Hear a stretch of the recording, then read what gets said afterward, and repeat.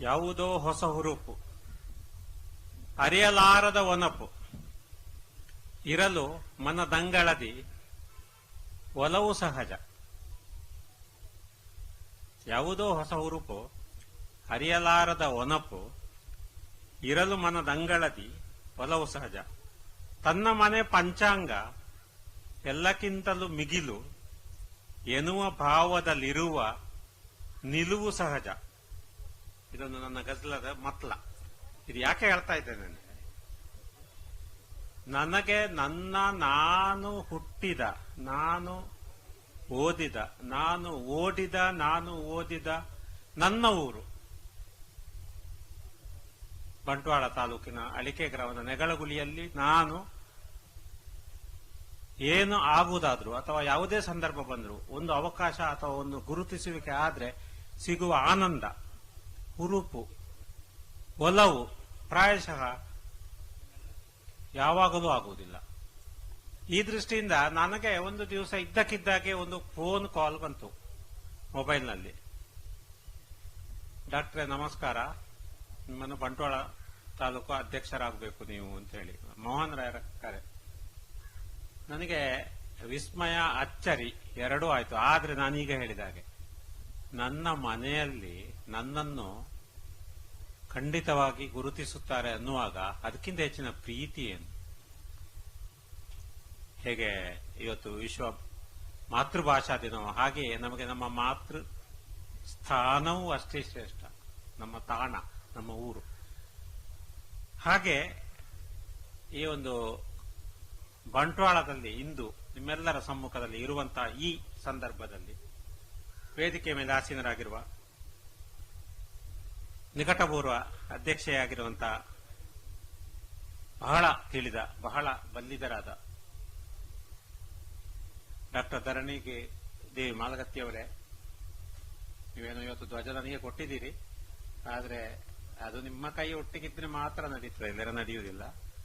ಹಾಗೆಯೇ ನಮ್ಮ ಪ್ರೀತಿಯ ಬಹಳ ಮೊದಲಿನಿಂದಲೂ ನನಗೆ ಪರಿಚಯ ಇರುವ, ಪ್ರಾಯಶಃ 76ರಲ್ಲಿ ನಾನು BAMS ಮಾಡುವಾಗ ಸರ್ ಅಲ್ಲಿದ್ರು ಉಡುಪಿಯಲ್ಲಿ. ಆವಾಗಲೇ ನಮಗೆ ಕೆಲವು ವಿದ್ಯಾರ್ಥಿ ಪರಿಷತ್ತು ವಗೈರೆಗಳಲ್ಲಿ ಇದ್ದಂತಹ ಪ್ರದೀಪ್ ಕುಮಾರ್ ಕಲ್ಕೂರ್ ಅವರೇ, ಹಾಗೆಯೇ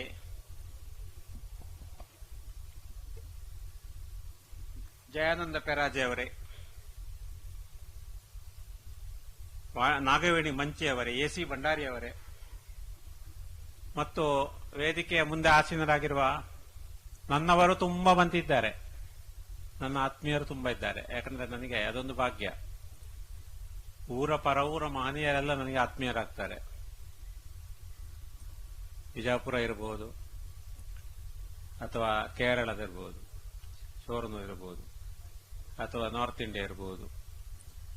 ಇದು ಯಾಕೆಂದ್ರೆ ನನ್ನ ಸಂಪರ್ಕದ ಒಂದು ಕಾರಣದಿಂದ, ಅಥವಾ ನಾನು ವೈದ್ಯನೂ ಆದ ಕಾರಣವೋ ಏನೋ, ಒಟ್ಟು ಇಂದು ಹಲವಾರು ನನ್ನ ಊರಿನವರನ್ನು ಸಹ ನೋಡುವ ಭಾಗ್ಯ ಇದೆ. ನೀವೆಲ್ಲ ವೇದಿಕೆಯಲ್ಲಿರುವ ಸಭಾಸದರಿಗೆ ನಾನು ಶಿರಸ ವಂದಿಸ್ತೇನೆ. ಎರಡು ಮಾತುಗಳು, ಪ್ರಾಯಶಃ ವಿಶೇಷ ಏನೂ ಹೇಳಲಿಕ್ಕಿಲ್ಲ. ಈ ಚರಿತ ಚುನಾವಣೆ ಮಾಡಿ ಏನೂ ಪ್ರಯೋಜನ ಇಲ್ಲ ಅನ್ನಿಸ್ತದೆ. ಆದರೆ ಅಧ್ಯಕ್ಷೀಯ ನೆಲೆಯಲ್ಲಿರುವಾಗ ನಿಲುವುಗಳನ್ನಾದರೂ ಕೆಲವು ವ್ಯಕ್ತಪಡಿಸದಿದ್ರೆ ಅದು ತಪ್ಪಾಗ್ತದೆ. ಯಾಕಂದ್ರೆ ಎಲ್ಲಾ ನಮ್ಮ ಶ್ರೇಷ್ಠ ಹಿಂದಿನ ಕವಿವರ್ಯರು ಹೇಳಿದ ಮಾತುಗಳು ಯಾವಾಗಲೂ ಸ್ಮರಣೀಯವೇ. ಅದು ತ್ಯಾಗದ ಭೋಗದ ಗೇಯದಕ್ಕರವಿರ ಇರ್ಬೋದು, ಅಥವಾ ಇನ್ನು ಕುರಿತು ಹೋದದೆ ಕಾವ್ಯ ಪ್ರಯೋಗ ಪರಿಣತ ಮತಿಗಳಿರ್ಬೋದು. ಎಲ್ಲ ಹೌದು, ಈ ಕನ್ನಡದವರು ಅದು ಯಾವುದಲ್ಲ. ಗಿಡದಿ ನಗುತ್ತಿರುವ ಹೂ ಪ್ರಕೃತಿ ಸಕ್ಕನಿಗೆ ಚಂದ, ಗಿಡದಿ ನಗುತ್ತಿರುವ ಹೂ ಪ್ರಕೃತಿ ಸಕ್ಕನಿಗೆ ಚಂದ, ಮಡದಿ ಮುಡಿದಿರುವ ಹೂ ರಸಿಕಂಗೆ ಚಂದ, ಮಡದಿ ಮುಡಿದಿರುವ ಹೂ ರಸಿಕಂಗೆ ಚಂದ, ಗುಡಿಯೊಳಗೆ ಕೊಡುವ ಹೂ ದೈವ ಭಕ್ತಂಗೆ ಚಂದ, ಗುಡಿಯೊಳಗೆ ಕೊಡುವ ಹೂ ದೈವ ಭಕ್ತಂಗೆ ಚಂದ, ಬಿಡಿಗಾಸು ಹೂವೊಳಗೆ ಮಂಕುತಿಮ್ಮ. ಈ ಭಾಷೆ ನಮ್ಮದು, ನಮ್ಮ ಈ ಸಾಹಿತ್ಯವು ಹಾಗೆ. ಅದು ಆನೆಯನ್ನು ಮುಟ್ಟಿದ ಹಾಗೆ. ಒಬ್ಬ ಕುರುಡರು, 5 ಕುರುಡರು ಆನೆಯನ್ನು ಮುಟ್ಟಿದಾಗ, ಒಬ್ಬ ಸೊಂಡಿಲು ಮುಟ್ಟಿದ, ಒಬ್ಬ ಬಾಲ ಮುಟ್ಟಿದ, ಒಬ್ಬ ಹೊಟ್ಟೆ ಮುಟ್ಟಿದ, ಒಬ್ಬ ಕಿವಿ ಮುಟ್ಟಿದ, ಒಬ್ಬೊಬ್ಬ ಒಂದೊಂದು ರೀತಿ. ಇದು ಗೆರಸೆ ಆಗಿದೆ, ಇದು ಹಾವಿನ ಆಗಿದೆ, ಇದು ಮಾಲೆಯ ಆಗಿದೆ, ಇದು ಗೋಡೆಯ ಆಗಿದೆ ಎಂದು ತಿಳಿದುಕೊಂಡರು ಆನೆಯೇ. ಹಾಗೆಯೇ ಈ ಸಾಹಿತ್ಯದ ಕೋನಗಳು, ದೃಷ್ಟಿಕೋನಗಳು ಬೇರೆ ಬೇರೆಯಾಗಿ ಇರುವ ಕಾರಣವೇ ಇದರ ಪರಿಧಿ ಹಲವು ಹತ್ತು. ಈ ಸಾಹಿತ್ಯ ಅದಕ್ಕೆ ನಾವು ಹರಟೆ ಹೊಡೆಯುವುದಕ್ಕಿಂತ ಹೊರಟು ಹೋಗುವುದು ಲೇಸು ಅಂತೇಳಿ ಒಬ್ಬ ಚೆನ್ನಾಗಿ ಓದುವ ಬುಕ್ ವರ್ಮ್ ಅಂತ ನಾವು ಕರಿತೇವೆ ಅಂತ ವ್ಯಕ್ತಿ ನಾವು ಮೊದಲು ಕಲಿಯುವಾಗ ನಮ್ಮ ರೂಮಿನಲ್ಲಿ ಬರೆಯುತ್ತಿತ್ತು, ಹರಟೆ ಹೊಡೆಯುವುದಕ್ಕಿಂತ ಹೊರಟು ಹೋಗುವುದು ಲೇಸು. ಹಾಗೆಯೇ ತಾಯಿಯೇ ದೇವರು ಅಂತ ಆಟೋವಾಲ ಬರಿಬಹುದು ರಿಕ್ಷಾದಲ್ಲಿ. ಹಾಗೆ ಅಪಘಾತಕ್ಕೆ ಅವಸರವೇ ಕಾರಣ ಅಂತ ನಾವು ಟ್ರಕ್ಕಿನಲ್ಲಿ ಕಾಣಬಹುದು. ಅಂದ್ರೆ ಈ ರೀತಿ ನೋಡಿ, ಎಲ್ಲಾ ಕಡೆ ಏನೋ ಒಂದು ಸಾಹಿತ್ಯ, ಒಂದು ಕೊಡುವಿಕೆ ಇದೆ, ಏನನ್ನು ಹಿತವಾದುದನ್ನು ಕೊಡುವಂತ ಕೆಲಸ. ಆದ್ದರಿಂದ ನಾನು ಹೇಳಿದ್ದು, ಒಬ್ಬ ಪ್ರಕೃತಿ ಸಖನಿಗೆ ಗಿಡದಲ್ಲೇ ಇರಲಿ ಅಂತ ಕಂಡ್ರೆ, ಒಬ್ಬ ರಸಿಕನಿಗೆ ಮಡದಿಯ ಮುಡಿಯಲ್ಲಿರ್ಲಿ ಅಂತ ಕಾಣ್ತದೆ, ದೈವಭಕ್ತನಿಗೆ ದೇವರ ಮೂಲಕವಾಗಿ ಸಿಕ್ಕಿದಾಗಲೇ ಚಂದ ಕಾಣ್ತದೆ. ಆದ್ರೆ ಮಾರುವವನಿಗೆ ಹಣದ ಮೇಲೆ ಮಾತ್ರ ಅದರ ಒಂದು ದೃಷ್ಟಿಕೋನ ಇರ್ತದೆ ಅಂತ ಹೇಳುವಾಗ, ಈ ಸಾಹಿತ್ಯ ಸಹ, ಸಾಹಿತ್ಯದಲ್ಲಿ ಅದು ಒಂದು ಜ್ಞಾನವರ್ಧನೆಗಾಗಿರ್ಬೋದು, ಅಥವಾ ಅದು ಮೌಲ್ಯವರ್ಧನೆಗಾಗಿರ್ಬೋದು, ಅಥವಾ ಅದು ಕ್ರಿಯಾವರ್ಧನೆಗಾಗಿರ್ಬೋದು, ಅಥವಾ ಅದು ವೃತ್ತಿಗಾಗಿ ಆಗಿರ್ಬೋದು, ಪ್ರವೃತ್ತಿ.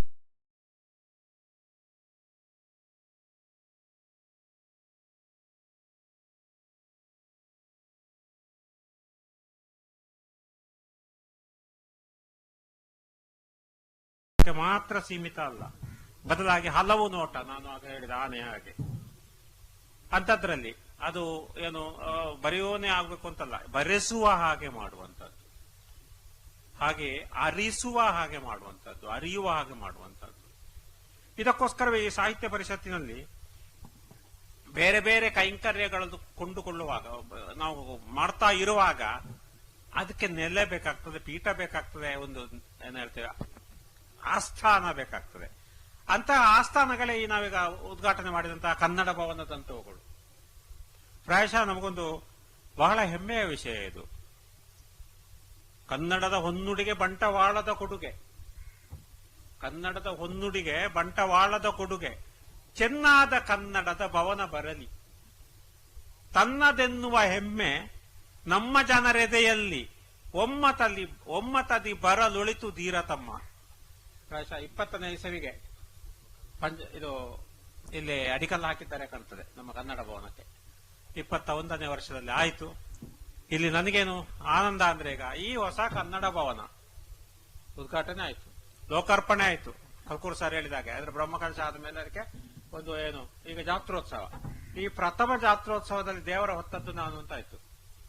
ಆ ಒಂದು ಅಧ್ಯಕ್ಷ ಪದವಿ ಇದು ಶಾಶ್ವತ. ಯಾವತ್ತು ಕೇಳಿದ್ರು ಕನ್ನಡ ಭವನದ ಉದ್ಘಾಟನೆಯ ಪ್ರಥಮ ಸಮ್ಮೇಳನದ ಅಧ್ಯಕ್ಷ ಅಂತ ನಾನು ಗತ್ತಿನಲ್ಲಿ ಹೇಳ್ಬೋದು, ಏನು ಗೊತ್ತಿಲ್ಲದಿದ್ದರೂ ಸಹ.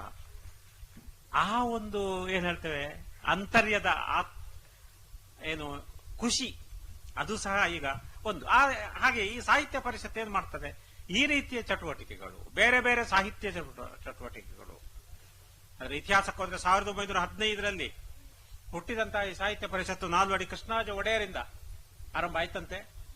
ಆಮೇಲೆ ಅದರಲ್ಲಿ ನಂಜುಂಡಯ್ಯ ಆರಂಭಗೊಂಡು ಮನು ಬಳಿಗಾರರ ತನಕ ಹಲವಾರು ಅಧ್ಯಕ್ಷರುಗಳಾದ್ರು. ಇದೆಲ್ಲ ಯಾಕೆಂದ್ರೆ ಚಾಲನೆ, ಈ ಒಂದು ವಾಹನವನ್ನು ಒಯ್ಯುವುದಕ್ಕೆ ಬೇಕಾಗುವಾಗ ಈ ಚಾಲನೆಗಳು, ಈ ಚಾಲನೆಗೊಳ್ತಾ ಇರುವಾಗ ಈ ಸಾಹಿತ್ಯ ಪರಿಷತ್ ಏನು ಮಾಡುತ್ತೆ, ಬರೀ ಸಮ್ಮೇಳನ ಮಾತ್ರ ಮಾಡುವುದಲ್ಲ, ಬೇರೆ ಬೇರೆ ಬೇರೆ ರೀತಿಯ ಒಂದು ಚಟುವಟಿಕೆಗಳು, ಒಬ್ಬನನ್ನು ಹುರಿದುಂಬಿಸುವಂತಹ ಚಟುವಟಿಕೆಗಳು, ಪ್ರಶಸ್ತಿ ಕೊಡುವುದಿರ್ಬೋದು, ಪ್ರತಿಭೆಯನ್ನು ಅನ್ವೇಷಿಸುವುದಿರ್ಬೋದು, ಗುರುತಿಸುವುದಿರ್ಬೋದು, ಯಾರೋ ಮೂಲೆಯಲ್ಲಿದ್ದವನನ್ನು ಅವನನ್ನು ಉತ್ತಮವಾಗಿ ಬರೆಯುವಂತೆ ಮಾಡುವುದಿರ್ಬೋದು, ಬೇರೆ ಬೇರೆ ವಿದ್ಯಾಭ್ಯಾಸಗಳನ್ನು ಕೊಡುವುದಿರ್ಬೋದು, ಡಿಲಿಟ್ ಈ ತರ ಸಾಹಿತ್ಯ ಪರಿಷತ್ತಿನಿಂದ ಕೊಡಮಾಡುವ ಡಿಗ್ರಿಗಳಿರ್ಬೋದು. ಹಾಗೆಯೇ ಬೇರೆ ಇತರ ಸಾಹಿತ್ಯ ಪರಿಷತ್ತು ಜತೆಯಲ್ಲಿ ಸೇರಿ ಮಾಡುವ ಇತರ ಸಮಾಜ ಸೇವಾ ಚಟುವಟಿಕೆಗಳಿರ್ಬೋದು, ರಂಗಮಂದಿರಗಳಿರ್ಬೋದು, ನಾಟಕೋತ್ಸವಗಳಿರ್ಬೋದು. ಸಾಹಿತ್ಯ ಅಂದಕೊಳ್ಳಿ ಕಥೆಗಳನ್ನು ಓದುವುದು ಅಂತಲ್ಲ, ಎಲ್ಲವೂ ಕಲೆಗಳಿರ್ಬೋದು, ಕಲಾರಾಧನೆ ಇರ್ಬೋದು, ಇತ್ಯಾದಿಗಳಿಗೆಲ್ಲ ಒಂದು ವೇದಿಕೆಯನ್ನು ನಿರ್ಮಾಣ ಮಾಡಿ ಅದಕ್ಕೊಂದು ದಾರಿದೀಪ, ಜನರಿಗೆ ಅದನ್ನು ಬಯಸುವವರಿಗೆ ದಾರಿದೀಪವಾಗಿ, ಬಯಸದವರು ಬಯಸುವಂತೆ ಮಾಡುವ ಈ ಕೈಂಕರ್ಯಕ್ಕೋಸ್ಕರ ಈ ಸಾಹಿತ್ಯ ಪರಿಷತ್ತು ಹುಟ್ಟಿತು. ಮತ್ತು ಅದು ಬೆಳೆಯಿತು ಬೆಳೆಯಿತು ಬೆಳೆಯಿತು, ಬಹಳ ಅಗಾಧವಾಗಿ ಬೆಳೆದು ಈಗ ತಾಲೂಕಲ್ಲಿ ಇದೆ. ಪ್ರಾಯಶಃ ಇನ್ನು ಮುಂದೆ ಅದು ಪಂಚಾಯತಿಗೂ ಬರಲೂಬಹುದು ಅಂತ ಅನಿಸ್ತದೆ ನನಗೆ. ಆ ರೀತಿಯ, ಯಾಕಂದ್ರೆ ನಾನು 80ನೇ ಇಸವಿಯಲ್ಲಿ ಧರ್ಮಸ್ಥಳ ಸಾಹಿತ್ಯ ಸಮ್ಮೇಳನಕ್ಕೆ ಭಾಗವಹಿಸಿದ್ದೆ. ಆವಾಗ ಇದ್ದ ಪರಿಗೂ ಅನಂತರ ಅದು ಬೆಳೆದ ಪರಿಗೂ ಬಹಳ ಅಜಗಜಾಂತರ ಇದೆ. ನನಗೆ ಇವತ್ತಿಗೂ ನೆನಪಿದೆ, ನನ್ನ ಕಾವ್ಯದಲ್ಲಿ ನಾನೊಬ್ಬ ಆರಾಧಿಸುವಂತಹ ಒಂದು ಗುರು ಆದಂತ ಅಡಿಗುರು ಅಲ್ಲಿ ಅಧ್ಯಕ್ಷರಾಗಿದ್ದರು. ನಾನು ಪ್ರತಿ ಕವಿಗಳ ರೂಮಿಗೆ ಅವರ ಕೊಠಡಿಗೆ ಹೋಗಿ ಅವರ ಆಟೋಗ್ರಾಫ್ ತಗೊಂಡದ್ದು ಇವತ್ತಿಗೂ ನನಗೆ ನೆನಪಿದೆ. ಅದರಲ್ಲಿ ಒಬ್ಬರು ಮಾತ್ರ ನನಗೆ ಆಟೋಗ್ರಾಫ್ ಕೊಡ್ಲಿಲ್ಲ. ಅವರು ನನಗೆ ಬೈದು ಒಂದು ಪುಸ್ತಕ ತಗೊಂಡು ಬಾ, ಕೊಡ್ತೇನೆ ಅಂದ್ರು. ಮತ್ತೆ ಅದಕ್ಕೋಸ್ಕರ ಒಂದು ಪುಸ್ತಕವನ್ನು ಅಲ್ಲೇ ಹತ್ತಿರ ಸ್ಟಾಲ್ನಿಂದ ತೆಗೆದು ಅದರಲ್ಲಿ ಅವರು ಬರೆದು ಕೊಟ್ಟರು, ಅವರೇ GP ರಾಜರತ್ನಂ. ಹಾಗಾಗಿ ಕನ್ನಡ ಯಾಕೆ ಸ್ತುತ್ಯರ್ಹ ಅಂತ ಅಂದ್ರೆ, ಕನ್ನಡವನ್ನು ನಾವು ನಮ್ಮದನ್ನಾಗಿ, ಇದು ನಮ್ಮ ಭಾಷೆ ನಮಗೆ ಚಂದ, ನಾವು ಇನ್ನೊಂದು ಭಾಷೆಯನ್ನು ಆರಾಧಿಸಬಹುದು, ಆದ್ರೆ ಅದನ್ನೇ ಆಸ್ವಾದಿಸಬಹುದು, ಆದ್ರೆ ಅದನ್ನೇ ಆರಾಧಿಸ್ತಾ ಇರಬಾರದು. ಇತರರ ಆಸೆ ಆಕಾಂಕ್ಷೆಗಳಿಗೆ ತಕ್ಕಂತೆ ತನ್ನ ಬದುಕನ್ನು ಕತ್ತರಿಸಿಕೊಳ್ಳುತ್ತಾ ಹೋದರೆ ಅದು ಅವನ ಆಸೆಯೋದು ಆಗುವುದಿಲ್ಲ, ತನ್ನ ಅಳತೆಯೋದು ಆಗುವುದಿಲ್ಲ. ಈ ಕತ್ತರಿಸಿದಂತಹ ಒಂದು ಏನಿದೆ ಬಟ್ಟೆ, ಅದು ತನ್ನ ಅಳತೆಯೋದು ಆಗುವುದಿಲ್ಲ, ಅವನ ಆಸೆ ಪಟ್ಟ ಅಂತೇಳಿ ಅವನಿಗೆ ಬೇಕಾದ ಕತ್ತರಿಸಿ ನಿಮಗೆ ಹಾಕ್ಲಿಕ್ಕೂ ಆಗುವುದಿಲ್ಲ ಅಂತ ಹೇಳುವ ಹಾಗೆ, ಕನ್ನಡವನ್ನು ನಾವು ನಮ್ಮ ಆಸೆಗೆ ಸರಿಯಾಗಿ ಕೊಂಡೋಗ್ಬೇಕು. ನಾವು ಅದರಲ್ಲಿ ನಮ್ಮ ಆಶಯವನ್ನು ತುರುಕಿಸಬೇಕು. ಅಲ್ಲಿ ಅದು ಹೇಗೆ, ಅದರಲ್ಲಿ ಏನು ಕೀಳರಿಮೆ ಕೂಡ ಸಲ್ಲದು. ಈ ವಿಶ್ವ ಮಾತೃಭಾಷಾ ದಿನದಂದು ನಮ್ಮ ವಿಶ್ವ ಮಾತೃಭಾಷೆ, ನಮ್ಮ ಮಾತೃಭಾಷೆ ಯಾವುದು? ಕನ್ನಡ, ಅನಂತರ ತುಳು. ಇವುಗಳನ್ನು ನಾವು ಶ್ರದ್ಧೆಯಿಂದ ಅನುಕರಿಸಿ ಅದನ್ನು ನಾವು ಬಳಸ್ತಾ ಇರುವ ಹಾಗೆ ಇರಲಿಕ್ಕೆಗೋಸ್ಕರವೇ ನಾವು ನಮ್ಮ ಭಾಷೆಗೆ ಗೌರವ ಕೊಡಬೇಕು. ಆದ್ದರಿಂದ ಅದು ಸ್ತುತ್ಯರ್ಹ. ನಮ್ಮ ಈ ಭಾಷೆ ಎಷ್ಟು ಹಳತ್ತು ಅಂದ್ರೆ, ಹಲ್ಮಿಡಿ ಶಾಸನ, ಕುಂಟಿಗಾಯವರೆಲ್ಲರ ಬಗ್ಗೆ ಬಹಳ ಹೇಳಿದವರು. ಹಲ್ಮಿಡಿ ಶಾಸನ ಸುಮಾರು 5000 ಶತಮಾನದ ಅವಧಿಗೆ ಬಂದಿರಬೇಕು, ಅದರಿಂದಲೂ ಪೂರ್ವದಲ್ಲಿ ಇತ್ತು ಅಂತ ಹೇಳಿ ಹೇಳ್ತಾರೆ. ಅನಂತರ ಬೇರೆ ಬೇರೆ ಬೇರೆ ಕಾಲಘಟ್ಟಗಳಲ್ಲಿ ಈ ನಮ್ಮ ಕನ್ನಡದ ಬೆಳವಣಿಗೆ ಆಗ್ತಾ ಬಂತು. ಜಾನಪದೀಯವಾಗಿ ಮೊದಲು ಆಡು ಭಾಷೆಯಲ್ಲಿ ಇದ್ದಂತಹ ಭಾಷೆಗಳು ಮುಂದೆ ಬರಹ ರೂಪಕ್ಕೆ ಪರಿವರ್ತಿತವಾದವು. ತಾಳೆಗರಿಯಲ್ಲಿ ಬರೆದಿರಬಹುದು, ಹಿಂದೆ ಬರೆದಂತಹ ಹಲವಾರು ಸಾಹಿತ್ಯಗಳಿರಬಹುದು. ಅಂತೂ ಬೇರೆ ಬೇರೆ ರೀತಿಯಲ್ಲಿ ಬೆಳವಣಿಗೆ ಆಯಿತು. ಅದು ಮೊದಲು ಹಳೆಗನ್ನಡವಾಗಿತ್ತಾದ್ರೆ ಅನಂತರ ನಡುಗನ್ನಡವಾಯಿತು, ಅನಂತರ ಹೊಸಗನ್ನಡವಾಗಿ ಬಂತು, ಅನಂತರ ಈಗ ಆಧುನಿಕ ಕನ್ನಡವಾಗಿ ಬರ್ತದೆ. ಇನ್ನೂ ಮುಂದುವರಿಯುವಾಗ ಪ್ರಾಯಶಃ ಅಪಾಯವೂ ಇದೆ, ಅದು ಮಿಶ್ರ ಕನ್ನಡವಾಗಿ. ಈ ಕನ್ನಡ ಭಾಷಾಭಿವೃದ್ಧಿ ಹೇಗಾಗ್ತದೆ? ಹಾಗಾದ್ರೆ ಕನ್ನಡ ಭಾಷಾಭಿವೃದ್ಧಿ ಬರೆಯುವುದರಿಂದ ಆಗ್ತದೆ, ಬರೆಸುವುದರಿಂದ ಆಗ್ತದೆ, ಮತ್ತು ಪರರಿಗೆ ನಾವು ಪ್ರೋತ್ಸಾಹ ಕೊಡುವುದರಿಂದ ಆಗ್ತದೆ. ಸಂವಹನ ಇದಕ್ಕೆ ಸಂಬಂಧಪಟ್ಟ. ಈಗಂತೂ ಸಂವಹನಕ್ಕೆ ಯಾವುದೇ ಕೊರತೆ ಇಲ್ಲ. ಮೊದಲಾದ್ರೆ ನಮಗೆ ಬಹಳ ಕಷ್ಟ ಇತ್ತು. ಪೆನ್ನು ಪೇಪರ್ ಇಟ್ಕೊಂಡು ನಾವು ಕೇವಲ ಪತ್ರಿಕೆಯವರು ಹಾಕಿದ್ರೆ ಮಾತ್ರ ನಮ್ದು ಏನೋ ಒಂದು ಮುಂದುವರಿತದೆ ಅಂತ ಹೇಳುವಂತ ತರ ಇತ್ತು. ಈಗ ಜಾಲತಾಣಗಳಿವೆ. ಅದರಲ್ಲೂ ಈ ಕೋವಿಡ್ ಕಾಲದಲ್ಲಿ ಬಹಳಷ್ಟು, ಮಾಲಗಿತ್ತಿ ಮೇಡಮ್ ಹೇಳಿದಾಗೆ, ಈ ಕೋವಿಡ್ ಕಾಲದಲ್ಲಿ ತುಂಬಾ ಮಂದಿ ಮನೆಯಲ್ಲೇ ಕುಳಿತುಕೊಳ್ಳುವ ಪ್ರಮೇಯ ಬಂತು, ಸೋಮಾರಿತದಿಂದ ಇರುವಂತಹ ಸಂದರ್ಭ ಬಂತು. ಹಾಗಾಗಿ ಏನಾಯ್ತು, ಸಾಹಿತ್ಯಕ್ಕೆ ಅದೊಂದು ವರವೇ ಆಯಿತು. ಸಾಹಿತ್ಯವು ಮತ್ತಷ್ಟು ಬೆಳೆಸುವಂತಹ ಒಂದು ವಿಷಯ ಬಂತು. ಅಲ್ಲಿ ಒಂದು ಪ್ರಮಾದವು, ಒಂದು ಖೇದದ ವಿಷಯವಿದೆ. ಅದು ಮಾತ್ರ ಸಾಹಿತ್ಯದ ಉತ್ಕೃಷ್ಟತೆ ಬಗ್ಗೆ ಸಂಶಯವಿದೆ. ಅದು ಎಷ್ಟರ ಮಟ್ಟಿಗೆ ಬೆಳವಣಿಗೆ ಆಗಿದೆ. ಅಂತೂ ಈ ಕೋವಿಡ್ ಕಾಲದಲ್ಲಿ ಹಲವಾರು ಪ್ರಕಾರಗಳು ನಮ್ಮಲ್ಲೂ ಕನ್ನಡಕ್ಕೂ ಕೂಡ ಕಾಲಿಟ್ಟು, ಅದರಲ್ಲಿ ಒಂದು ಗಜಲ್, ನನ್ನ ನೆಲದ ವಾಸ ಸರಳ ಅಚ್ಚು ಹೆಚ್ಚು ಎಂದಿಗೂ, ಚಿನ್ನದಂತೆ ಜನ್ಮಭೂಮಿ ಮನದ ಕಿಚ್ಚು ಎಂದಿಗೂ, ಚೆನ್ನು ಮಾತನಾಡೆ ನನ್ನ ನೆಲದ ಜನರ ಸಂಗಡ, ಹೊನ್ನು ನನ್ನ ನಾಡ ಬರೆಹ ಉರಿವ ಕಿಚ್ಚು ಎಂದಿಗೂ, ಬನ್ನ ಪರರ ಲಿಪಿಯ ಕಲಿಕೆ ಸಲಿಲ ಚೆಲುವ ಕನ್ನಡ, ರನ್ನಕ್ಕಿಂತ ಹೆಚ್ಚು ಮೌಲ್ಯ ಹೊಳೆವ ಅಚ್ಚು ಎಂದಿಗೂ, ತನ್ನತನವ ಉಳಿಸು ಅಂಟಿ ಕೊಳದೆ ಬೇರೆ ಭಾಷೆಗೆ, ಮನ್ನಿಸುತ್ತ ಕನ್ನಡವನು ಹೊರಗೆ ಹಚ್ಚು ಎಂದಿಗೂ, ಖಿನ್ನನಾಗ ಬೇಡ ಮೋಹ ತುಂಬಿ ಬೇರೆ ನಾಡಲಿ, ತನ್ನ ನೆಲದ ಮೇಲಿನೊಲವು ಸಫಲ ಹುಚ್ಚು ಎಂದಿಗೂ, ರನ್ನ ಮಾಸ್ತಿ ಕಾರಂತರ ನಾಡಲಿಹೆ ಸುರೇಶ ನಾನು, ಜೇನುಗೂಡು ಮುದದ ಬೀಡು ನನಗೆ ನಚ್ಚು ಎಂದಿಗೂ. ಈ ರೀತಿಯಾಗಿ ಈ ಗಜಲ್ ಅಂತೇಳಿ ಅದರಲ್ಲಿ ರದೀಫ್ ಅಂತ ಇದೆ, ಕಾಫಿಯಾ ಅಂತ ಇದೆ, ಮತ್ಲಾ ಅಂತ ಇದೆ, ಮಕ್ತಾ ಅಂತ ಇದೆ, ತಕಲ್ಲುಸ್ ಅಂತ ಇದೆ. ಇವುಗಳನ್ನೆಲ್ಲವನ್ನು ಹಾಕಿ ಬರೆಯುವಂತಹ ಈ ಉರ್ದುವಿನಿಂದ ಬಂದಂತಹ ಒಂದು ಕಾವ್ಯ ಪ್ರಕಾರ ಈ ಜಾಲತಾಣ ಸಾಹಿತ್ಯ ನಂತರ ಬಹಳಷ್ಟು ಪ್ರಚಾರ ಪಡೆಯಿತು. ದಕ್ಷಿಣ ಕನ್ನಡದಲ್ಲಿ, ಕರ್ನಾಟಕದಲ್ಲಿ ಎಲ್ಲ ಕಡೆ ಏನು ಜನಜನಿತವಾಯಿತು. ಅದರಿಂದ ಸಾಹಿತ್ಯದ ಒಂದು ಅಭ್ಯಾಸ ಮಾಡುವಂತಾಯ್ತು. ಹಾಗೆ ರುಬಾಯಿ ಇರಬಹುದು, ರುಬಾಯಿ ರೂಪಕಗಳು ಅಂತೇಳಿ. ಕೊರೋನಾವೆಂಬೊಂದು ಮಾರಿ ಹೀರೋಣ ಬುಡದಿಂದ ಸೇರಿ ಜಾರೋಣ ಕೂಟಾಟದಿಂದ ಕೂರೋಣ ಮನೆಯಲ್ಲಿ ತೂರಿ. ಈ ರೀತಿ ಬರೆಯುವಂತಹ ವಿಧಾನದ ಒಂದು ರುಬಾಯಿಗಳಿರ್ಬೋದು, ಅಥವಾ ಹಾಯ್ಕು ಇರಬಹುದು. ಏಳು ಪದಗಳ ಒಂದು ಅಕ್ಷರಗಳ 5 ಅಕ್ಷರಗಳ ಶಿಕ್ಷಕ ಶಿಕ್ಷೆ ಕೊಡ ಋಣ ತುಂಬಿತ ಅಕ್ಷಯ ಪಾತ್ರೆ ಅಷ್ಟಾಯ್ತು. ಹಾಗೆ ಅಂತದ್ದು ಟಂಕ ಇರ್ಬೋದು, ಜಡೆಕವನ ಇರ್ಬೋದು, ಸಿಂಕೇನ್ ಇರ್ಬೋದು, ಅಥವಾ ಸುನೀತಾ ಇರ್ಬೋದು. ಈ ರೀತಿಯ ನೋಡಿ, ಅದನ್ನು ನಾವು ಕೇಳಲೇ ಇಲ್ಲ ಮೊದಲಿನ ಇದರಲ್ಲಿ ಈ ಕಾವ್ಯ ಪ್ರಕಾರಗಳು. ಈ ಪ್ರಕಾರಗಳೆಲ್ಲ ಈಗ ಈ ಜಾಲತಾಣದ ಪ್ರಭಾವದಿಂದ ಮತ್ತು ಕೋವಿಡ್ನ ಕಾಲದಲ್ಲಿ ಬಹಳಷ್ಟು ಬೆಳವಣಿಗೆ ಆದಂತಹ ಒಂದು ಲಾಭ. ಸಾಹಿತ್ಯ ಪಕ್ವತೆ ಮತ್ತೆ ಕಾರಣ ಏನು? ಸಾಹಿತ್ಯ ಪಕ್ವತೆ ಬರಬೇಕಾದ್ರೆ ನಾವು ಪತ್ರಿಕೋದ್ಯಮ ಬೇಕಾಗ್ತದೆ. ಪತ್ರಿಕೋದ್ಯಮದ ಒಳಗಡೆ ಸಾಹಿತ್ಯ ಸಂಚರಿಸಿದಾಗ ಮಾತ್ರ ಸಾಹಿತ್ಯದ ಸರಿಯಾದ ಪಕ್ವತೆ ಬರ್ತದೆ. ಅದಕ್ಕೆ ಸರಿಯಾಗಿ ಪತ್ರಿಕೋದ್ಯಮದಲ್ಲಿ ಸಹ ಪಕ್ವ ಸಾಹಿತಿಗಳಿರಬೇಕಾಗ್ತದೆ.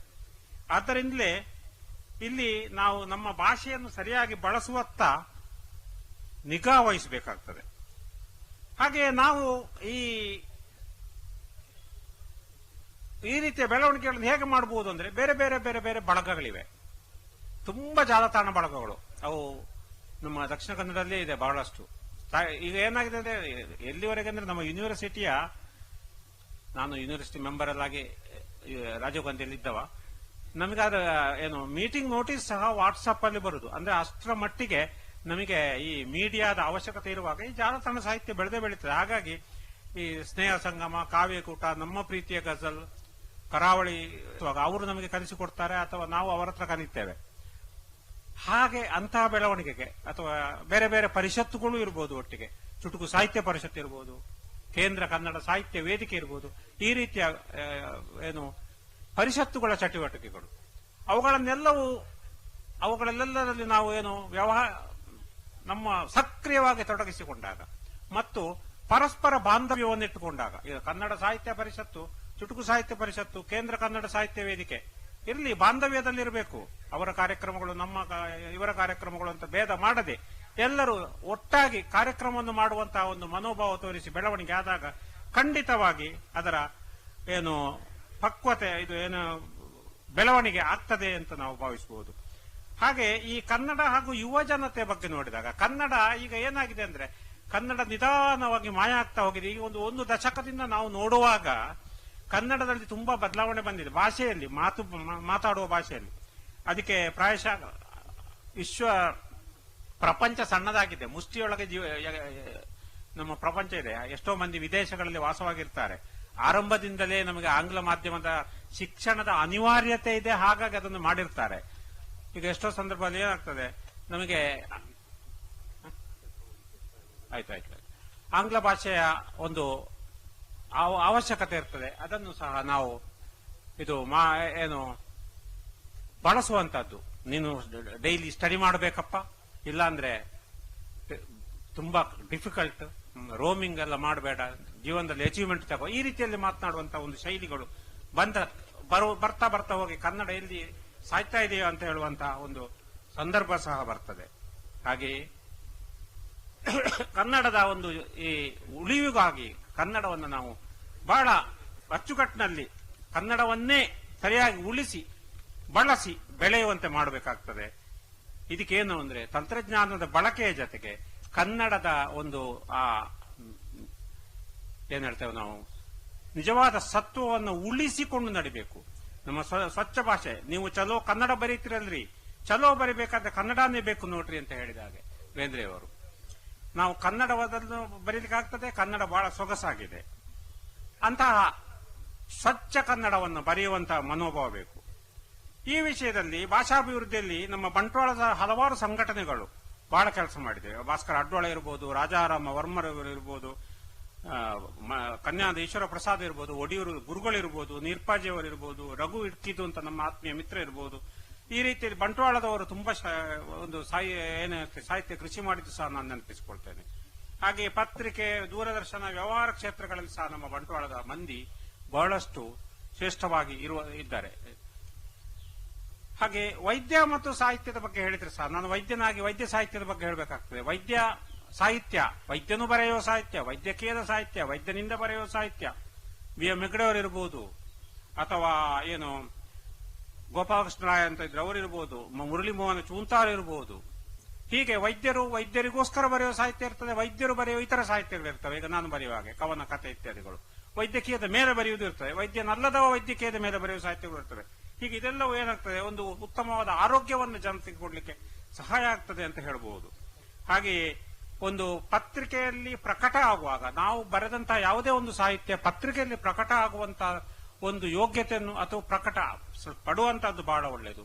ಹಾಗೆ ಆಗುವ ಹಾಗೆ ಪ್ರಯತ್ನ ಸಹ ಮಾಡಬೇಕಾಗ್ತದೆ. ಕರಾವಳಿ ಹೆಮ್ಮೆಯ ಒಂದು ಯಕ್ಷಗಾನ ಕಲೆ.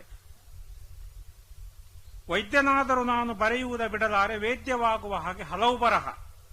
ಸಾಧ್ಯವಾಗಲಿ ಜನರ ಮೆದುಳ ಮೇವಿನ ಕಾರ್ಯ, ಖಾದ್ಯವದು ಜನಪದಕ್ಕೆ ಧೀರತಮ್ಮ. ಹಾಗೆಯೇ ಯಕ್ಷಗಾನದ ಕಲೆಯು ಬರಿಯ ನಾಟ್ಯವದಲ್ಲ, ಅಕ್ಷಿಗಾನಂದವನ್ನು ಕೊಡುವ ಜೊತೆಗೆ ನಕ್ಷತ್ರದಂತೆ ತಾ ಮಿನುಗುತ್ತಲಿ ನೀಡುತ್ತಿರೆ, ಭಕ್ಷಿಸಲು ಜ್ಞಾನವದು ಧೀರತಮ್ಮ ಅಂತ ಹೇಳಿ. ಯಕ್ಷಗಾನದ ಕಲೆ ಕುಂಡಾವ ಮೇಳ ಅಂತ ಹೇಳುದು ಇಲ್ಲಿ ಬಹಳ ಶ್ರೇಷ್ಠವಾದ ಮೂಲವಾದಂತಹ ಮೇಳ. ನಮಗೆ ಇದರಿಂದಲೇ ಗೊತ್ತಾಗ್ತದೆ ನಮ್ಮ ಬಂಟ್ವಾಳ ಎಷ್ಟರ ಮಟ್ಟಿಗೆ ಯಕ್ಷಗಾನದಲ್ಲಿ ತೊಡಗಿಸಿಕೊಂಡಿತ್ತು. ಅದೊಂದು ಆಶು ಸಾಹಿತ್ಯ, ಜಾನಪದ ಸಾಹಿತ್ಯ ಎಲ್ಲವೂ ಹೌದು. ಅದಕ್ಕೆ ಮಿಕ್ಕಿದಂತಹ ಸಾಹಿತ್ಯವೇ ಬೇರೆ ಇಲ್ಲ. ಯಾಕಂದ್ರೆ ಏನು ಬರೆಯದೆ ಓದದೆ ನೇರವಾಗಿ ವೇದಿಕೆ ಮೇಲೆ ಮಾತನಾಡುವಂತಹ ಒಂದು ಕಲೆ ಇದೆಲ್ಲ, ಅದು ನಮಗೆ ದಿಗ್ಭ್ರಮೆ ಹುಟ್ಟಿಸ್ತದೆ. ಅದರಲ್ಲಿ ಒಂದೇ ಒಂದು ಬೇರೆ ಪದಗಳ ಬಳಕೆ ಇರುವುದಿಲ್ಲ, ಆಂಗ್ಲ ಪದ ಬಳಕೆ ಸಹ ಇರುವುದಿಲ್ಲ. ಮೂಡಂಬೈಲು ಇರಬಹುದು, ಅಥವಾ ಸುಣ್ಣಂಬಳದವರು ಇರಬಹುದು, ಪೆರುವಾಯಿ ನಾರಾಯಣ ಶೆಟ್ಟಿ ಇರಬಹುದು, ಅಳಿಕೆ ರಾಮೇರೈಗಳಿರ್ಬೋದು, ದೇರಾಜಿಯವರು ತೀರಿಯೋದವರು, ನಾನು ಅವರ ದೊಡ್ಡ ಫ್ಯಾನ್. ಶಂಭು ಶರ್ಮಾ ಇರಬಹುದು. ಹೀಗೆ ತುಂಬಾ ಮಂದಿ ನಮ್ಮ ಯಕ್ಷಗಾನದಲ್ಲಿ ಸಹ ಇಲ್ಲಿ ಮಿಂಚಿದವರು, ಎಲ್ಲ ಉತ್ತಮ ಸಾಹಿತ್ಯವನ್ನು ಕೊಟ್ಟವರು. ಹಾಗೆ ಕನ್ನಡಕ್ಕಾಗಿ ಹೋರಾಡುವವರು, ಕನ್ನಡಕದ ಪ್ರಭಾಕರ ಭಟ್ರು ಕನ್ನಡ ಮಾಧ್ಯಮದಲ್ಲಿ ಶಾಲೆಯನ್ನು ಮಾಡಿದವರು. ಹಾಗೆ ಮೂಡಬಿದ್ರೆ ಮೋಹನ ಆಳ್ವರು ಸಹ ಅದಕ್ಕೆ ಮಾದರಿಯಾದವರು. ಈ ರೀತಿ ಈಗ ನೆಗಳಗುಳಿ ಶಾಲೆ ಮುಚ್ಚಿಯೇ ಹೋಗಿದೆ. ಕನ್ನಡದ ಒಂದು ದುರ್ಸ್ಥಿತಿ ಎಷ್ಟರ ಮಟ್ಟಿಗೆ ಬಂದಿದೆ ಅಂದ್ರೆ ನೆಗಳಗುಳಿಯ ನಮ್ಮ ಶಾಲೆ ಮುಚ್ಚಿ ಹೋಗಿದೆ. ಹಾಗೆ ಮುಚ್ಚುವ ಹಾಗೆ ಆಗಬಾರದು, ಎಲ್ಲ ಬಿಚ್ಚುವ ಹಾಗೆ ಆಗಬೇಕು, ಒಪ್ಪುವ ಹಾಗೆ ಆಗಬೇಕು. ಹಾಗೆ ತೆರೆಮರೆಯ ಸಾಹಿತಿಗಳಾಗಿ ಇಲ್ಲಿ ಬೆಂಡರವಾಡಿ ಸುಬ್ರಹ್ಮಣ್ಯ ಅಂತ ಶರ್ಮಾ ಅಂತ ಇದ್ರು ಮೊದಲು. ಹಾಗೆ ಜತ್ತಿ ಭಾಗವತರು ಅಂತ ಇದ್ರು. ಜತ್ತಿಯವರೊಬ್ರು ಪುಸ್ತಕ ಮಾರ್ತಾ ಇದ್ರು, ಬಹಳ ಇದು ಏನು ಜನಪ್ರಿಯರಾದವರು. ಹಾಗೆ ನಮ್ಮ ಚಿನ್ನಪ್ಪ ಗೌಡ್ರು ಯೂನಿವರ್ಸಿಟಿ ಲೆವೆಲ್ ಅಲ್ಲಿರುವವರು, ಬಾಳಿಲೆ ಶಾಸ್ತ್ರಿಗಳಿರ್ಬೋದು, ಪುಂಡಿಕಾಯಿ ಗಣಪಯ್ಯ ಇರ್ಬೋದು, ಇವರೆಲ್ಲ ನಮ್ಮ ಊರಿನ ಹೆಮ್ಮೆಯ ಗರಿಗಳು ಅಂತ ಹೇಳ ಬಯಸ್ತೇನೆ. ಪಾಂಡೇಲು ಗಣೇಶ್ ಪ್ರಸಾದ್ ಪಾಂಡೇಲು ಪತ್ರಿಕೆಯಲ್ಲಿ ಉಪಸಂಪಾದಕರಾಗಿ, ಅದು ಸಹ ಬಂಟ್ವಾಳ ಸಾವಿತ್ನವರು ಒಬ್ರು ಇರುವಂತಹದ್ದು ಬಹಳ ಹೆಮ್ಮೆಯ ವಿಷಯ. ರಾಜಾರಾಮ್ ವಿಟ್ಲದವರಿರ್ಬೋದು, ನಮ್ಮ ಅರಮನೆ ಮನೆ ತಂದವರು ವಿಠ್ಠಲ ಹೆಬ್ಬಾರ್ ಇರ್ಬೋದು. ಹಾಗೆ ಸಿನಿಮಾ ರಂಗದಲ್ಲಿ ಮಿಂಚುತ್ತಾ ಇರುವ ವಿ ಮನೋಹರ್ ಇರ್ಬೋದು, ವಿನಯ ಪ್ರಸಾದ್ ನಮ್ಮ ಅಡ್ಡಾಡ್ಕದವರು ಅವರಿರ್ಬೋದು, ಅಥವಾ ಎರಂಬು ಶಂಕರ ಭಟ್ರು ಇರ್ಬೋದು, ಯಶು ವಿಟ್ಲರ್ ಅವರಿರ್ಬೋದು. ಹಾಗೆ ಬದನಾಜಿ ಮನೆತನದವರು ಈಗ ವೈದ್ಯಕೀಯದಲ್ಲಿ ಮಾತ್ರವಲ್ಲದೆ ಆಯುರ್ವೇದದಲ್ಲಿ ಮತ್ತು ಸಂಶೋಧನೆಗಳಲ್ಲಿ ಸಹ ತೊಡಗಿದವರು. ಗಣಪತಿ ಭಟ್ರು, ಗೋವಿಂದರಾಜಿಯವರು ವೈದ್ಯಕೀಯ ಕಾಲೇಜ್ ಮಾಡಿದವರು. ಹಾಗೆಯೇ ಗಡಿನಾಡ ಕವಿಘಟನವನ್ನು ನಾನು ಮರೆಯುವಾಗಿಲ್ಲ. ಯಾಕಂದ್ರೆ ನಾನು ಗಡಿನಾಡ ಲೇಖಕರ ಸಂಘದ ಒಬ್ಬ ಸದಸ್ಯನಾಗಿ ನಾನು ಅಡ್ಡಾಡಕ ಈ ಬಂಟ್ವಾಳ ತಾಲೂಕು ಕೇರಳಕ್ಕೆ ತಾಗಿದೆ. ಆ ಕೇರಳ ಅನ್ನುವಂತಹ ಒಂದು ಪ್ರದೇಶದಲ್ಲಿ ಉಳಿಯುವ ಹಾಗೆ ಆಗಿ ಕಾಸರಗೋಡು, ಆ ಗಡಿನಾಡು ಅಂತ ನಾವೇನು ಕರಿತೇವೆ, ಆ ಕ್ಷೇತ್ರದಲ್ಲಿ ನನ್ನ ಧೀರತಮ್ಮನ ಕಬ್ಬವನ್ನು ಕೈಯಾರೆ ಮೆಚ್ಚಿ ಆಶುನುಡಿಗಳನ್ನು ಹೇಳಿದ ಕಿಂಜಣ್ಣ ರೈಗಳು ಹೋರಾಡಿದ ನಾಡು. ಆ ನಾಡಿನಲ್ಲಿ ಕನ್ನಡದಲ್ಲಿ ಬಹಳಷ್ಟು ಕೆಲಸಗಳಾಗಿವೆ, ಈಗಲೂ ಆಗ್ತಾ ಇವೆ. ಶಿವರಾಮ ಕಾಸರಗೋಡು ಇರ್ಬೋದು, ಕನ್ನಡ ಗ್ರಾಮ ಅಂತಲೇ ಮಾಡಿದ್ದಾರೆ ಕಾಸರಗೋಡಲ್ಲಿ. ನಿಜವಾಗಿ ಹೇಳಲ್ಲ, ಕನ್ನಡ ಕಾಸರಗೋಡಿನಲ್ಲಿ ಆಗುವಷ್ಟು ಕನ್ನಡ ಚಟುವಟಿಕೆಗಳು ಕನ್ನಡ ನಾಡಿನಲ್ಲಿ ಆಗದಿರುವುದು ಬೇಸರದ ವಿಷಯ ಅಂತ ಅನಿಸ್ತದೆ ನನಗೆ. ಹಾಗೆಯೇ ಇವರು ಯಾರು ನಾವೇಳಿ ರಾಧಾಕೃಷ್ಣ ಉಳಿಯತ್ತಡ್ಕ ಇರ್ಬೋದು, ಕನ್ನಡಕ್ಕಾಗಿ ಬಹಳ ಹೋರಾಡಿದವರು. ಬಿ ಕುಳಮರು ಇರ್ಬೋದು, ಶ್ರೀಕಾಂತ್ ನೆಟ್ಟಣಿಗೆ ಅಂತ ಇದ್ದಾರೆ. ಎಷ್ಟು ಸಾರಿ ಕಳೆದ ವರ್ಷ ನಾನು ಸಹ ಒಂದು ಸಾರಿ ಹೋಗಿದ್ದೇನೆ. ಕಾಸರಗೋಡಿನಲ್ಲಿ ಹರತಾಳ ಏರ್ಪಡಿಸಿದ್ದಾರೆ. ಪ್ರಮೀಳಾ ಚುಳ್ಳಿಕಾನ, ಹರೀಶ ಆಲೂರು ಅವರು ಒಂದು ಸಣ್ಣ ಚಾನಲ್ ಸಹ ಮಾಡುವವರು, ಈಗ ಇರುವುದು ಮೂಡಬಿದ್ರೆಯಲ್ಲಿ.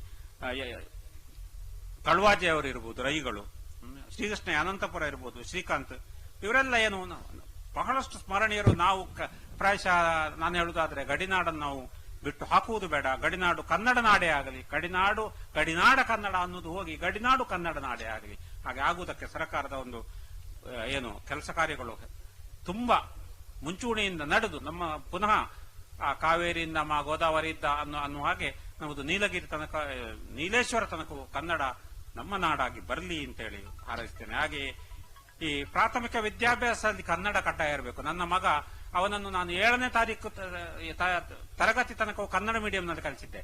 ನನಗೆ ಆವಾಗ ಶಿವರಾಮ ಕಾರಂತರ ಸ್ಫೂರ್ತಿ. ಶಿವರಾಮ ಕಾರಂತರೊಮ್ಮೆ ಆ ಶಾಲೆಗೆ ಬಂದಿದ್ರು ಸಹ. ಅವನ ಹೆಸರು ಸುಹಾಸ ಅಂತೇಳಿ ನನ್ನ ಮಗ. ಅವನದ್ದು 7ನೇ ತರಗತಿ ತನಕ ಕನ್ನಡ ಕಲಿಸಿ, ಅನಂತರ ಅವನು ತನ್ನ ವಿದ್ಯಾಭ್ಯಾಸವನ್ನು ಮಾಡಿದ ಹಾಗೆ ಎಲ್ಲರೂ ಕನ್ನಡ ಮಾಧ್ಯಮ 7ರ ತನಕ ಕಡ್ಡಾಯ ಅಂತ ಹೇಳುವಂತದ್ದನ್ನು ಮಾಡುವುದು ಬಹಳ ಮುಖ್ಯ ಅಂತ ಅನಿಸ್ತದೆ. ಯಾಕಂದ್ರೆ ನನಗೆ ಇಲ್ಲಿ ಸಹ ಕೇರಳ ನೆನಪು ಬರ್ತದೆ. ಕೇರಳದ ಉದಾಹರಣೆ ನಾನು ಹಲವಾರು ವಿಷಯಗಳಲ್ಲಿ ಕೊಡಬಲ್ಲೆ. ಅದು ಅಲ್ಲಿ ಮಲಯಾಳ ಕಡ್ಡಾಯ ಮಾಡಿದ ಹಾಗೆ. ಹಾಗೆಯೇ ಶಾಲಾ ಮಕ್ಕಳು ತುಂಬಾ ಮಂದಿ ಬರೀಲಿಕ್ಕೆ ಉತ್ಸಾಹದಲ್ಲಿರ್ತಾರೆ.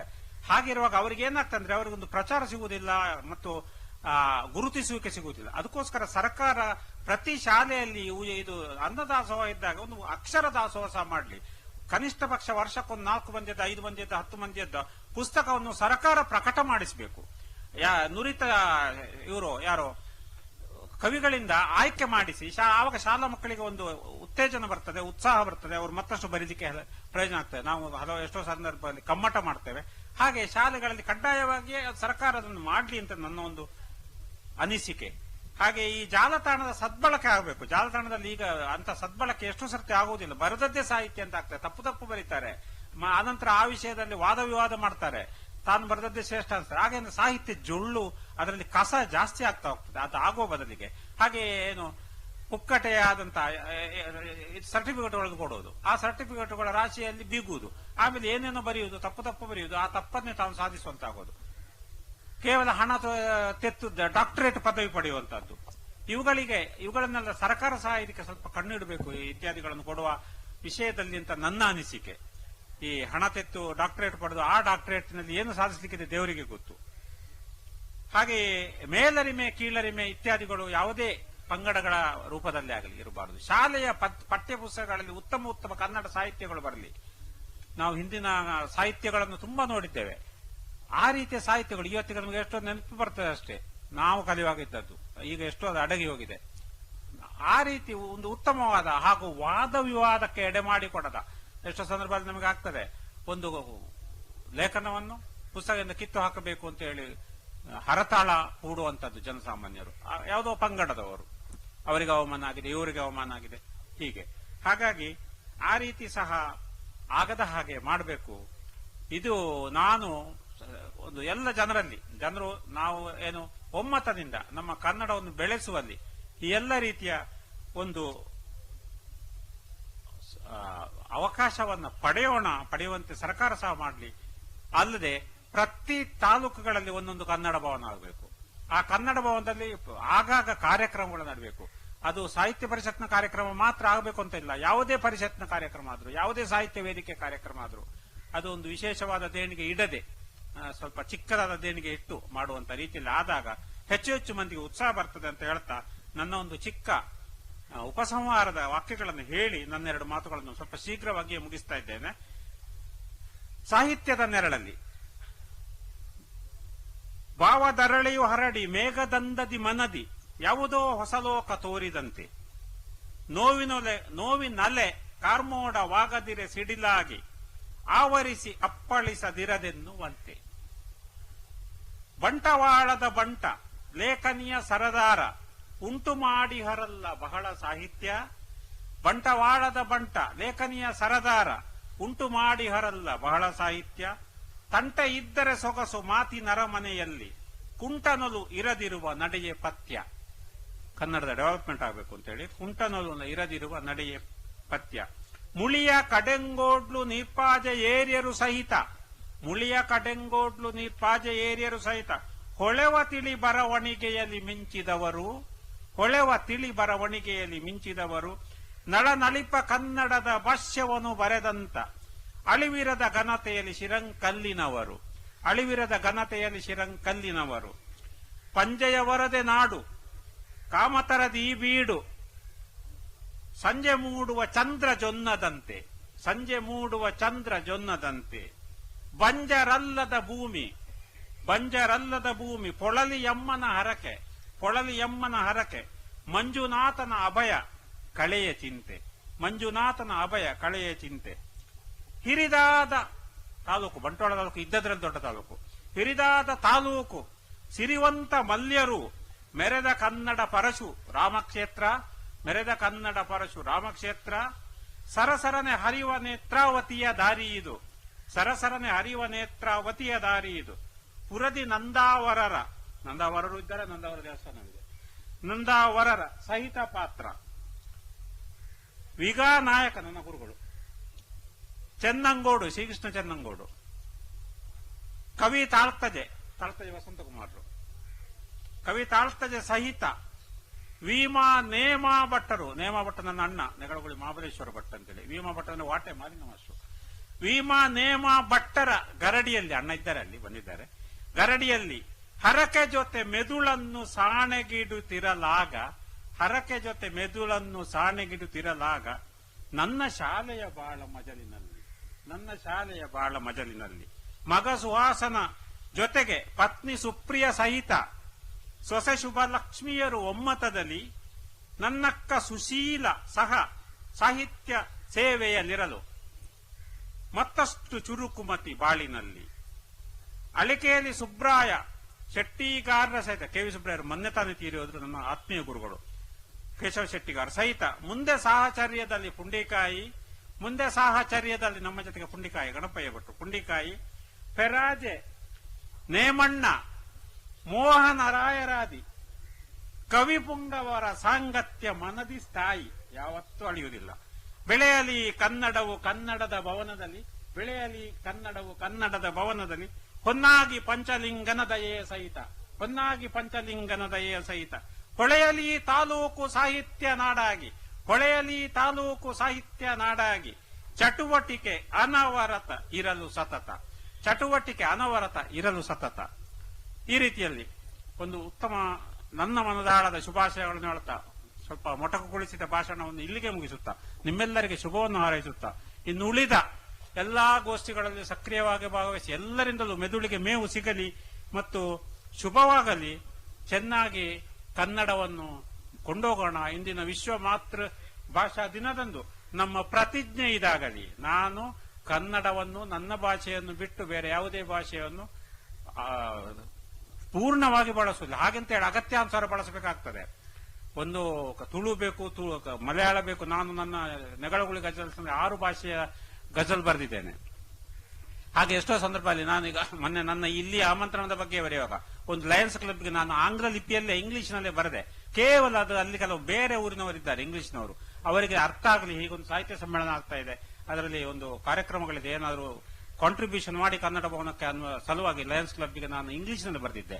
ಅದನ್ನು ನಾನು ಕನ್ನಡದ ಇಂಗ್ಲಿಷ್ನಲ್ಲಿ ಬರೆದ ಅಂತ ತಪ್ಪಾಗಿ ಭಾವಿಸಬಾರದು. ಹೀಗೆ ನಾವು ಅಗತ್ಯಾನುಸಾರ ಬಳಸಬಹುದು, ಆದ್ರೆ ಅದುವೇ ಧ್ಯೇಯ ಆಗಬಾರದು. ನಾನು ಆಗ ಹೇಳಿದ ಹಾಗೆ ನಾವು ಎಲ್ಲಿ ಕನ್ನಡ ಸಾಧ್ಯವಿದೆ. ನಾನು ಕೇರಳಕ್ಕೆ ಹೋದಾಗ ಮಲಯಾಳದಲ್ಲಿ ಶೋರ್ನೂರಲ್ಲಿ 5 ವರ್ಷ ಕೆಲಸ ಮಾಡಿದ್ದೇನೆ. ಅಲ್ಲಿ ನನಗೆ ಮಲಯಾಳ ಅನಿವಾರ್ಯವಾಗಿ ಕಲಿಯದೆ, ಅವರು ನನಗೆ ಕನ್ನಡದಲ್ಲಿ ಸುತಾರಂ ಮಾತಾಡುವುದಿಲ್ಲ. ನಾನು ಅಲ್ಲಿ ಹೋಗಿ ಮಲಯಾಳ ಕಲಿಬೇಕಾಗಿ ಬಂತು. ಅದೇ ಇಲ್ಲಿಗೆ ಒಬ್ಬ ಮಲಯಾಳದವ ಬಂದ್ರೆ ನಾವೆಂತ ಮಾಡ್ತೇವೆ, ನಿನಕ್ಕೆ ಎಂತ ಬೇಡ ಅಂತ ನಾವು ಅವರಿಗೆ ಮಲಯಾಳದಲ್ಲಿ ಮಾತಾಡ್ತೇವೆ. ನಾವು ಅವರಿಗೆ ಕನ್ನಡನ್ನು ಅವರು ಕನ್ನಡ ಕಲಿಯುವಾಗ ಮಾಡಬೇಕು. ಯಾರೋ ಒಬ್ಬ ನನ್ನ ರೂಮ್ಮೇಟ್ ಇದ್ದ ಪೂರ್ಣದವ, ಅವ ಇಲ್ಲಿ ಬಂದಾಗ ನಿಮ್ ಕನ್ನಡದಲ್ಲೇ ಎಲ್ಲ ಹೇಳ್ರಿ ನಂಗೆ ಅಂತ ಹೇಳ್ತಿದ್ದ. ಹಾಗೆ ನಾವು ಕನ್ನಡ ನೋಡಿ, ನಾವು ಬೇರೆ ಊರಿಗೆ ಹೋದಾಗ ಅಲ್ಲಿ ಆ ಭಾಷೆಯನ್ನು ಇಲ್ಲದೆ ಆಗದಾಗ ಅವರು ಮಾಡ್ತಾರಾದ್ರೆ ನಮ್ಮ ಊರಿನಲ್ಲಿ ಉಳಿದವರಿಗೆ ನಮ್ಮ ಭಾಷೆ ಇಲ್ಲದಾಗ ಆಗುವುದಿಲ್ಲ ಅಂತ ಯಾಕೆ ಮಾಡಬಾರದು? ಹಾಗಾಗಿಯೇ ಕನ್ನಡವೆಂದುಲಿ ಕನ್ನಡ ನಾಡಿನ ಓ ಕಂದ, ಕನ್ನಡ ತಾಯಿಗೆ ಆನಂದ. ಜೈ ಭಾರತ್ ಮಾತಾ, ಜೈ ಕನ್ನಡ. ಕನ್ನಡದಲ್ಲಿ